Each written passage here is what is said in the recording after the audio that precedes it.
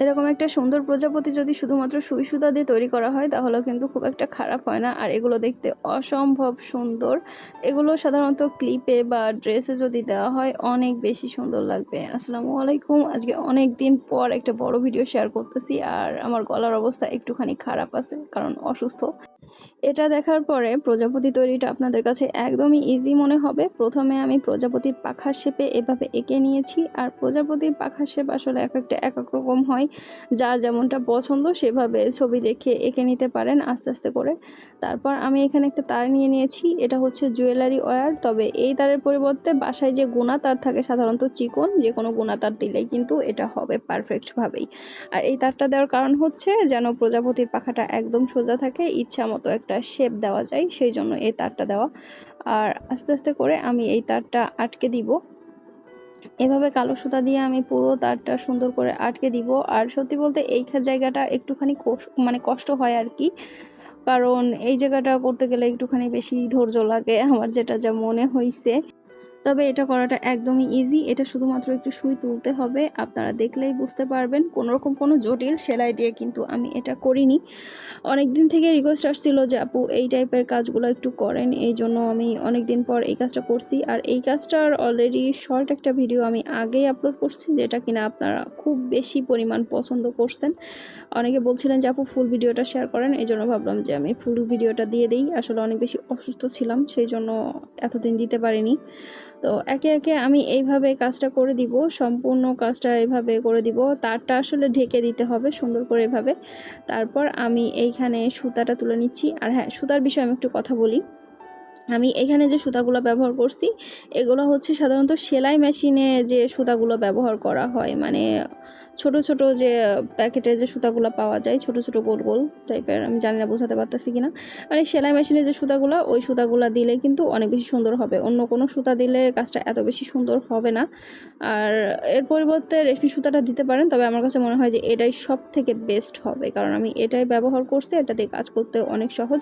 আর মোটা সুতাটা এখানে ব্যবহার করা যাবে না। এখানে সুতাটা যত চিকন হয়, এখানে আমি 4 তার করে সুতা নিয়েছি যেন আমার কাজটা দ্রুত হয়। বাট এখানে যদি 2 তার করে নেওয়া হতো কাজটা দেখতে অনেক বেশি স্মুথ হবে। যেহেতু রিয়েলিস্টিক কাজ, সুতাটা যত চিকন হবে কাজটা তত বেশি সুন্দর হবে। তো আমি দাগ অনুযায়ী এভাবে দেখেন জাস্ট সুইটা তুলতেছি আর এইখানে যেভাবে দিয়ে দিচ্ছি। মানে কোনোরকম কোনো কঠিন সেলাই আমি এখানে অ্যাপ্লাই করিনি। এই কাজটা আসলে অনেক বেশি সহজ, পুরো কাজে কোনো রকম কোনো জটিলতা নাই। আর এগুলো ক্লিপে দিলে আসলে অনেক বেশি সুন্দর লাগবে আমার কাছে যেটা মনে হয়েছে। আর ড্রেসে দিলে একটু কষ্ট হবে, কিন্তু অনেক বেশি সুন্দর লাগবে, বিশেষ করে বাচ্চাদের ড্রেসে। আর বাচ্চাদের মাথায় যদি এরকম একটা ক্লিপ থাকে তাহলে মনে হবে যে একটা প্রজাপতি এসে বসছে। যাদের প্রজাপতি পছন্দ তারা এই কাজটা করতে পারেন, আপনাদের অনেক বেশি দেখবেন যে ভালো লাগতেছে। তো একে একে আমি এই যে হলুদ সুতার কাজটা করে দিব। এটা আসলে হলুদ না, এটাকে সম্ভবত কুসুম কালার বা কাঠালি কালার টাইপের কোনো একটা কালার বলে, কাঠালি হবে না, কুসুম কালার টাইপের এরকম একটা কালারের সুতা আমি এখানে দিয়েছি।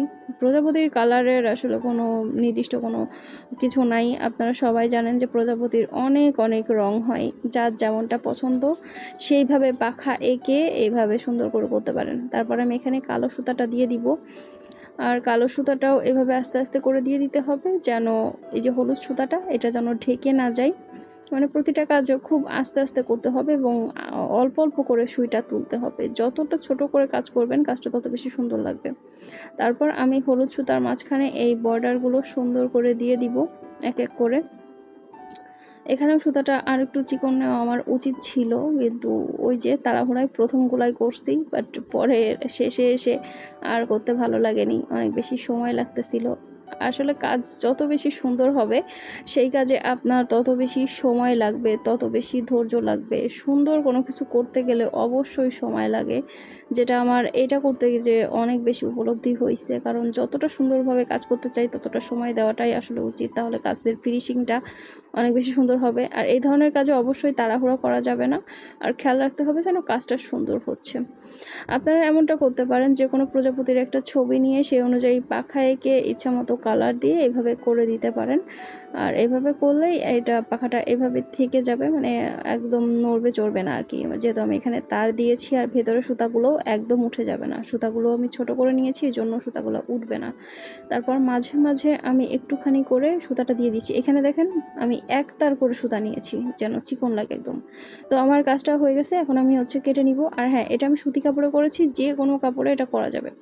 আর এটা এইভাবে কেটেই বসাই দেওয়া যায়, বাট আমার একটু খুঁতখুঁতানি স্বভাব আছে, সেটা হচ্ছে যে আমার কাছে মনে হচ্ছিলো যদি এবার উঠে যায়, উঠবে না, তারপরে মনে হচ্ছিল সাইডে একটুখানি সুতা ছিল, তো আমি একটুখানি আঠা দিয়ে এইটা এভাবে লাগিয়ে লাগিয়ে দিচ্ছি।